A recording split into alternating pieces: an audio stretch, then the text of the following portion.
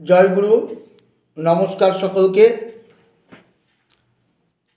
আমাদের নিত্যকর্মে বিষয়ে আলোচনা চলছিল। দু তিনটে বিষয় নিয়ে আলোচনা হয়েছে। ব্রহ্ম মুহূর্ত কি বা কখন ব্রহ্ম মুহূর্ত, তারপরে আমরা আলোচনা করেছি যে সকালবেলা উঠে কি করতে হবে, ঘুম থেকে উঠেই এই বিষয়গুলো নিয়ে আমি বলেছিলাম যে ব্রহ্ম মুহূর্তে উঠেই প্রথম বলা হয়েছে সুস্থ ও প্রশান্ত অন্তঃকরণে ধর্মচিন্তা, ধর্ম সাথে বিরোধ আছে, এই জিনিসগুলো থেকে নিজেকে সংযত রাখার উপায় নির্ণয় করা, এগুলো করার কথা শাস্ত্র বলেছে। তারপরেই শাস্ত্র যেটা বলেছে, এই ব্রহ্ম মুহূর্তে বিছানাতে বসেই আপনি কি করবেন না, নিজের হাত করতল নিজে দর্শন করবেন। বলছে করাগ্রে বসতে লক্ষ্মী, কর মধ্যে সরস্বতী, করমূলে স্থিত ব্রহ্মা, প্রভাতে কর দর্শনম। বলছে ইতি করতল আলোক্য গণ্ডুসৎপ্রয়ং কৃত্বা, নেত্রৌ প্রক্ষাল্য আচম্য ইষ্টদেবতাং নমস্কৃত্য প্রাতঃস্মরণম কুর্যাৎ। অর্থাৎ ওই সকালবেলায়, অর্থাৎ ব্রহ্ম মুহূর্তে ঘুম থেকে উঠে আপনার কাজটা কি হবে না, নিজের করতল দর্শন করে 3 বার জলবিহীন, জল থাকবে না, বিছানায় বসে তো আর জল পাবেন না, গন্ডুসের মতো হাত, প্রথমে আপনি হাত দেখলেন এরকমভাবে, দেখার পর হাতে জল নেই, অথচ আপনি এই হাতটা এরকমভাবে করে 3 বার এরকমভাবে দিয়ে মুখে চোখে হাত বোলাবেন, মুখে চোখে হাত বোলাবেন। তারপরে আচমন করবেন, এইভাবে আপনি আচমন করবেন, কিন্তু জল থাকবে না, বিষ্ণুকে স্মরণ করবেন, আচমন মার্জন টার্জন সবই করতে হবে বিছানায় বসে। তারপরে বলছে ইষ্ট দেবতাকে নমস্কার করবে। তারপর শয্যার ওপর উত্তর মুখে পদ্মাসনে বসে সংযত চিত্রে স্মরণ করবে। কাকে স্মরণ করবে না, দেবতা ঋষি এদেরকে স্মরণ করবে। দীর্ঘ প্রাতঃস্মরণ মন্ত্র আছে, ব্রহ্মা মুরারি ত্রিপুরান্তকারী ভানু শশী ভূমিসুত বুধশ্চ গুরুশ্চ শুক্র শনি রাহু কেতু কুর্বন্তু সর্বে মম সুপ্রভাতম। এক দীর্ঘ যুগ ধরে, যখন এই আমাদের ভাষায় খুব ডিসিপ্লিন একটি জাতি, ব্রিটিশ জাত, যারা হচ্ছে আমাদের নাকি ডিসিপ্লিন শিখিয়েছে, টাইমিং শিখিয়েছে, পাঞ্চুয়াল হওয়া শিখিয়েছে, এদেরও বহু আগে, যখন এই ধর্মটা সৃষ্টি হয়নি, সেই সময় দাঁড়িয়েই কিন্তু আমাদের পরম্পরাক্রমে সকালবেলায় উঠে গুড মর্নিং বলার একটা প্রথা মানে প্রবাহমান রয়েছে। এই মন্ত্রই তার প্রমাণ। সুদীর্ঘকাল ধরে, যুগের পর যুগ, ব্রহ্ম মুহূর্তে ঘুম থেকে উঠে নিজের হাত নিজে দর্শন করার পর আমরা কি বলে আসছি, সর্বে কুর্বন্তু সর্বে মম সুপ্রভাতম, সকলকে আমি সুপ্রভাত জানাচ্ছি। সুপ্রভাত মানে তো গুড মর্নিং। তো সুতরাং এই গুড মর্নিং বলার প্রথাটা আজকে হঠাৎ করে আসেনি, এটা বহু প্রাচীন ভারতীয় সংস্কৃতিতে পরে ওরা এরকম অনেক কিছুই ভারতবর্ষ সৃষ্টি করেছে, কিন্তু বিদেশিরা তার আনন্দ ভোগ করে যে তারা করেছে। তো এখানে এই যে মন্ত্রটি যে কোনো নিত্যকর্ম পদ্ধতিতে পাবেন, পুরোহিত দর্পণেও পাবেন, প্রাতঃস্মরণ মন্ত্র ব্রহ্ম মুহূর্তে করছে যে ব্রহ্মা, বিষ্ণু, মহেশ্বর, নবগ্রহ, এই সকলকে আমি সুপ্রভাত জ্ঞাপন করছি। তারপরে ঋষিদেরকে স্মরণ করতে বলা হয়েছে। বলছে ভৃগু, বশিষ্ঠ, কতুরঙ্গিরাশ্চ, মনু, পুলহশ্চ গৌতম, রভ্য, মরীচিশ্চবন, दक्ष कुर्वन्तु सर्वे मम सुप्रभातम। भृगु वशिष्ठ क्रतु अंगिरा मनु पुलस्त पुलह गौतम। हाँ, तारपरे बोलছে रैभ्य मरीचि चबन दक्ष এই সকলকে আমি সুপ্রভাত জানাই। এরপরে দীক্ষিত ব্যক্তিকে গুরু স্মরণ করতে বলা হয়েছে। যারা দীক্ষিত হয়েছেন, দীক্ষা নিয়েছেন, তার মানে কি এই প্রাতঃকালীন যে কর্মটি অদীক্ষিতরাও করতে পারেন, কিন্তু দীক্ষিত হওয়ার চেষ্টা করতে হবে। অদীক্ষিতরা করবেন না এরকম কিন্তু বলা হয়নি, কিন্তু এই শাস্ত্র বলছে যে এইটা করার পর যারা দীক্ষিত ব্যক্তি তারা নিজের গুরুকে স্মরণ করবেন। प्रातः शिरसि शुक्लाभ्ये दिनेत्रं द्विभुजं गुरुं प्रसन्नवदनं शान्तं स्मरेत् नाम पूर्वकम। प्रातःकाले श्रिय मस्तके अर्थात सहस्रारे अवस्थित श्वेत पद्मे आसीन अर्थात बसे आছেন, যার দুটি চোখ, দুটি বাহু বা হাত, যিনি প্রসন্ন বদনে রয়েছেন, যার মূর্তি শান্ত,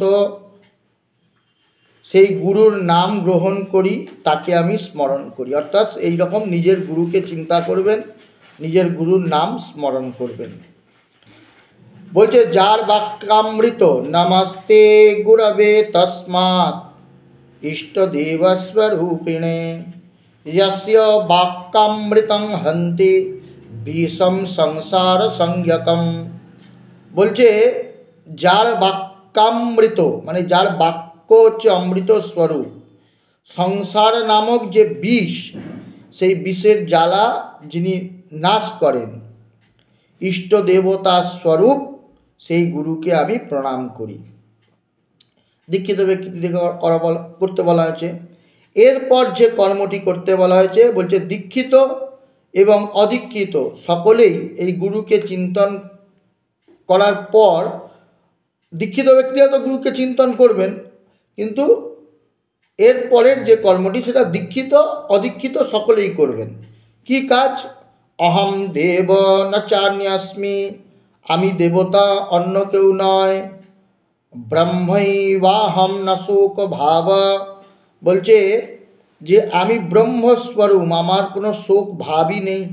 সচিদানন্দ রূপোহম, আমি সচ্চিত আনন্দ স্বরূপ। নিত্য মুক্ত স্বভাববান, আমি নিত্য স্বরূপ মুক্ত স্বরূপ স্বভাবের। এই জায়গাটা অত্যন্ত খুব সেন্সিটিভ বা খুব আমি বলবো খুব মনে রাখার মতো জায়গা। দেখুন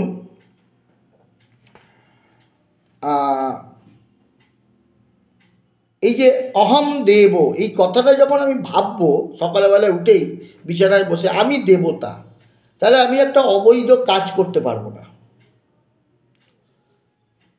হ্যাঁ, আমি একটা বাজে কথা বলতে পারবো না।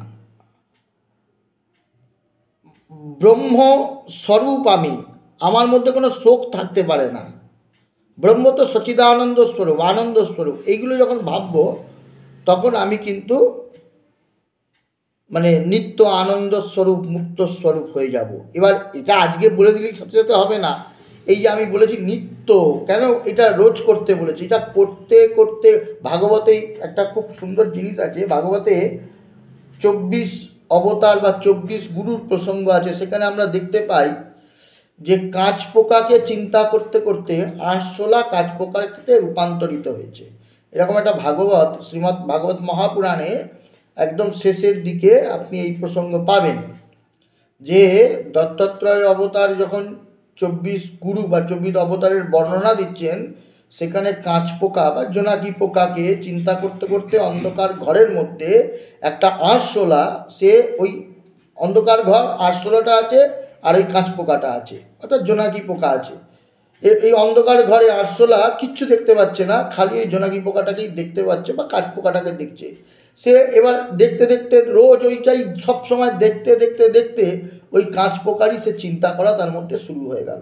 ওই চিন্তনই তাকে একদিন কাঁচ পোকায় রূপান্তর করে। নিত্য আমি যখন এই কথাটা ভাববো, অহম দেব, আমি দেবতা, আমি অন্য কিছু নই, আমি ব্রহ্মস্বরূপ, আমার শোক ভাব নেই, আমি সচিদানন্দ স্বরূপ, আমি অমৃত স্বরূপ, আমি নিত্য মুক্ত স্বভাবের।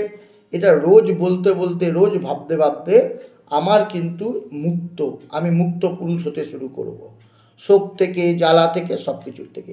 এই জন্য বারবার বলছে তুমি হচ্ছে সকালবেলায় নিত্য এইগুলো করতে থাকো, অন্যথায় তোমার থেকে এইগুলো অপসারিত হবে না। এরপরে আরও অসংখ্য বিষয় নিয়ে শাস্ত্র কথা বলছে। সেখানে বলছে এরপরে দীক্ষিত হন অদীক্ষিত হন সকলেই পাঠ করবেন। লোকেশ চৈতন্যময়াদিদেব শ্রীকান্ত বিষ্ণু ভবদাজ্ঞৈব প্রাতো সমুত্থায় তব প্রিয়ার্থম সংসার যাত্রামনুবর্তয়িষ্যে। বলছে খুব সুন্দর কথা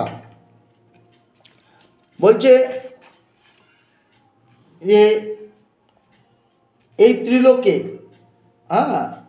লোকেশ চৈতন্য, লোকেশ হে চৈতন্য ময়াদিদেব শ্রীকান্ত বিষ্ণু, আমি তোমার প্রীতির জন্য, অন্য কিছুর জন্য নয়, আমি তোমার প্রীতির নিমিত্তে তোমার চরণবিন্দে আজ্ঞানুসারে প্রাতঃকালে উঠে সংসার যাত্রায় নির্বাহ করছি। তাহলে সকালবেলা যখন আপনি এটা বলছেন যে আমি সংসার যাত্রায় যাচ্ছি কেন না, ভগবান বিষ্ণু লোক, যিনি লোককে চৈতন্য প্রদান করেন, শ্রীকান্ত বিষ্ণু আজ্ঞা নিয়ে তার চরণকে স্মরণ করে প্রাতঃকালে উঠে আমি সংসার যাত্রায় বলতে হচ্ছি। কেন? তার প্রীতির জন্য। কার? বিষ্ণুর প্রীতির জন্য, আমার নিজের ভোগের জন্য নয়। এবার বলছে তাহলে কথাটা কত সুন্দর কথা, আমি যে প্রত্যেক দিন সংসার যাত্রায় যাচ্ছি কার জন্য? বিষ্ণুর প্রীতির জন্য। বিষ্ণু এই জগৎকে সৃষ্টি করেছেন লীলা করার জন্য। তার এই যে এত লীলা প্রাঙ্গণের যে লীলা করার যে এক একজন, একটা নাটক যখন মঞ্চস্থ হয়, অনেকে বিভিন্ন রকমভাবে অভিনয় করে। ভগবান বিষ্ণুর এই পৃথিবী ভূলোক হচ্ছে সেই লীলা মঞ্চ বা নাটকের মঞ্চ। আমরা প্রত্যেকেই তার ডাইরেকশনে এই মঞ্চে, পৃথিবীর যে ভূলোক, এই ভূলোকের মঞ্চে আমরা প্রত্যেকেই এক একজন অভিনেতা। অভিনয় শেষ হলে যেমন মঞ্চ থেকে নেমে যেতে হয়, তদ্রূপ আমরাও এই রঙ্গমঞ্চে, ভগবানের এই রঙ্গমঞ্চে আমরা প্রত্যেকেই অভিনয় করছি। কার প্রীতির জন্য? ভগবানের প্রীতির জন্য। তার নির্দেশে আমরা একটা অভিনয় করছি রঙ্গমঞ্চে। যেই আমাদের অভিনয় শেষ হয়ে যাবে, ভগবান আমাদের এখান থেকে নামিয়ে নেবেন, অর্থাৎ এই স্থূল শরীরটি নষ্ট হয়ে যাবে। তাই প্রত্যেক দিন সকালবেলায় উঠে আমরা তাকে বলে জীবন শুরু করি। দেখুন কত সুন্দর হিন্দু আদর্শ, কত সনাতনীদের যে পরম্পরা, কি সুন্দর পরম্পরা। আমরা সংস্কৃতের অর্থগুলো জানি না বলে তাই আমরা করি না। দীক্ষিত হন অদীক্ষিত হন যাই হন, আপনি সংস্কৃত পড়তে না পারুন, নিত্যকর্ম বঙ্গানুবাদ সহ যা বাজারে পাওয়া যায় জোগাড় করে বাংলাগুলো পড়ুন, ভাবটা অন্তত পোষণ করুন। পুরোহিতরা অবশ্যই সংস্কৃতেই এগুলো পাঠ করা উচিত, কারণ তাদের তো সংস্কৃতকে ব্যবহার করেই এগুলো করতে হয়। সকালবেলা উঠে উদাত্ত কণ্ঠে যদি এইগুলো চ্যান্টিং করেন, তাতে উচ্চারণ শৈলী অনেক ভালো হয়ে যাবে। আর যারা পড়তে পারেন না, সংস্কৃত অভ্যস্ত নন, তারা অন্তত ভাবটাকে গ্রহণ করুন। সকালবেলা উঠে মনে মনে ভগবানকে এই ভাব দিয়ে মন থেকে জানান যে আমি সংসারে যাচ্ছি তোমার প্রীতির জন্য কাজ করতে, আমার জন্য নয়। তাই কৃপা করো তুমি, যেন ভালো করে আমি কাজকর্ম করতে পারি। কত সুন্দর সকালবেলায়। অনেকে দেবী পক্ষ যারা হচ্ছেন, ধরুন আমরা তো বললাম এই যে লোকেশ চৈতন্যময়াদি দেব, এবার অনেকে বলবে যে ভাই আমি তো কালীর উপাসক, আমি কেন ভাই বিষ্ণুকে এই কথাটা বলতে যাব? বলতেই পারে। সেখানেও দেবী পক্ষে মন্ত্র রয়েছে। প্রাতঃ সমুত্থায় বলছে প্রাতঃ প্রভৃতি সায়ন্তং সায়াদি প্রাতরন্তরম ইয়ৎকরোমি জগতর্থে তদস্তু তব পূজনম। মারাত্মক কথা বলছে, হে ত্রিলোকের চৈতন্যময়ী, হে ঈশ্বরের ঈশ্বরী, ঈশ্বর কতটা মার্ক করুন, ঈশ্বরের ঈশ্বরী, অর্থাৎ ভগবানের, ঈশ্বরের যিনি উপাস্য, ঈশ্বর শিব, শিবের উপাস্য, এরকম কথা অনেক জায়গায় আছেন। ভগবতীকে ভগবান পূজা করছেন। যাই হোক, প্রাতঃকালে যারা শাক্ত তারা বলছেন, হে ত্রৈলোক্য চৈতন্যময়ী, হে ঈশ্বরের ঈশ্বরী, হে সুরেশ্বরী, হে পার্বতী, আমি প্রাতঃকাল হতে সন্ধ্যা, আবার সন্ধ্যা হতে প্রাতঃকাল পর্যন্ত জগতের নিমিত্তে যা কিছু করছি তা তোমারই পূজা। মারাত্মক কথা। সকাল থেকে রাত্রি, শঙ্করাচার্য শিব অপরাধ ক্ষমা স্তোত্রে বলছেন, সঞ্চালন পদয় প্রদক্ষিণ বিধি স্তোত্রাণি সর্বাগ্নিন यद यद कर्म करोमि तत्तद शंभु तवाराधनम। সেখানে শঙ্করাচার্য কি বললেন? শঙ্করাচার্য বলছেন, আমি যে হেঁটে বেড়াচ্ছি সবসময় আমি মনে করছি তোমাকে পরিক্রমা করছি, অর্থাৎ শিবকে পরিক্রমা করছি। আমি যা কথা বলছি সবই তোমার স্তুতি করছি। সঞ্চালন পদয় প্রদক্ষিণ বিধি স্তোত্রাণি যজ্জত করমি, যজ্জত যা যা কর্ম করছি সব তোমারই পূজা করছি। এটা শঙ্করাচার্য বলছেন শিব মানস পূজা স্তোত্রে। শিব মানস পূজা স্তোত্র পড়ুন, সেখানে এটা পাবেন। আর এখানে প্রাতঃকালে কি নিত্যকর্মে কি লেখা রয়েছে না, বলছে যে আমি সকাল থেকে সন্ধ্যা, সন্ধ্যা থেকে সকাল যা যা কর্ম সম্পাদন করছি সংসারে থেকে সবটাই হে ভগবতী তোমারই পূজা।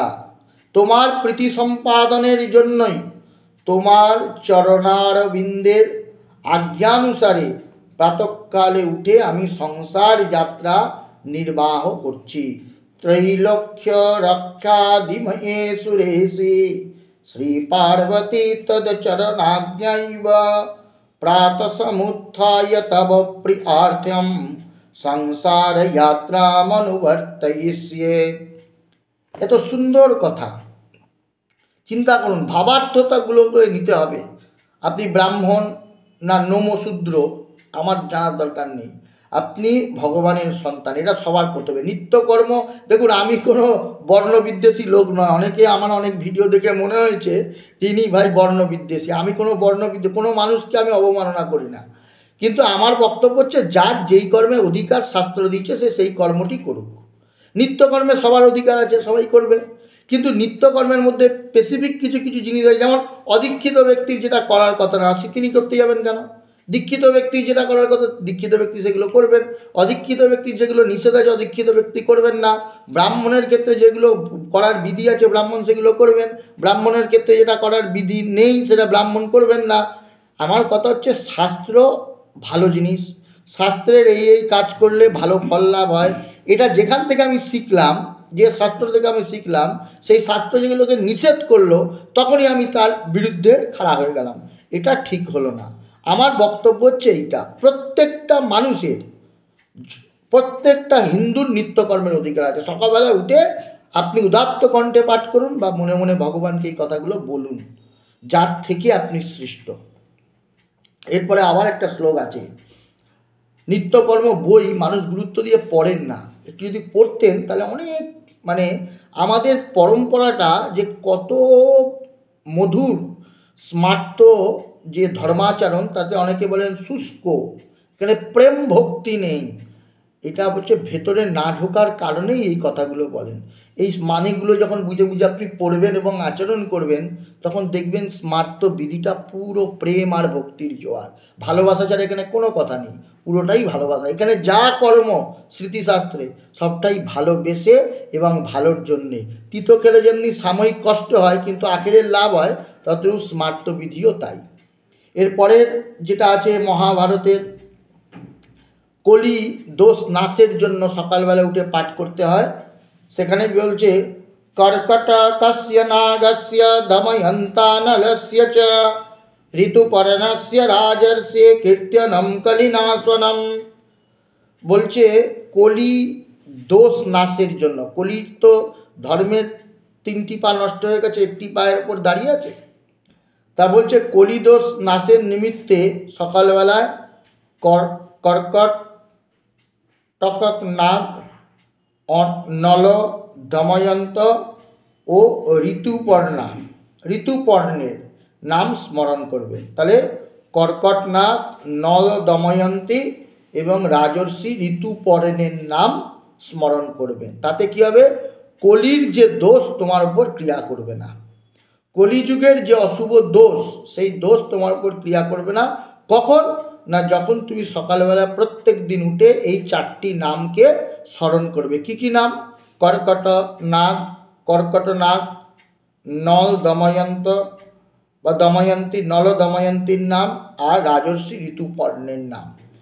কর্কটকস্য নাগস্য দময়ন্ত্য়া নলস্য চ ঋতুপর্ণস্য রাজর্ষি কীর্তনম কলিনাশনম। এইভাবে শাস্ত্র আলোচনা করছে। এরপরে আছে সকালবেলা উঠে কি মন্ত্র পাঠ করলে নষ্ট দ্রব্য পুনরায় ফিরে পাবে। বিছানায় বসেই, বিছানা থেকে নেবে না, বিছানাতে ঘুম থেকে উঠে বিছানায় বসে বসেই পাঠ করবেন।